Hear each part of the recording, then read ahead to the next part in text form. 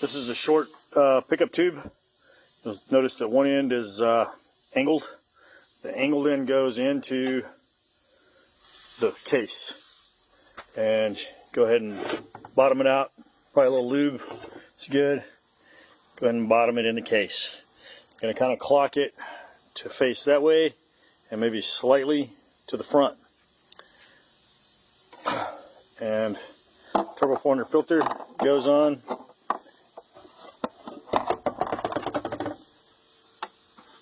And should be pretty square. And then you should be able to move the filter at a slight angle of the case and line up with the offset bracket. And then it's going to get a shoulder bolt. It's going to get the short shoulder bolt and gets bolted in with the flat washer on the shoulder bolt. It's bolted there, and that's it.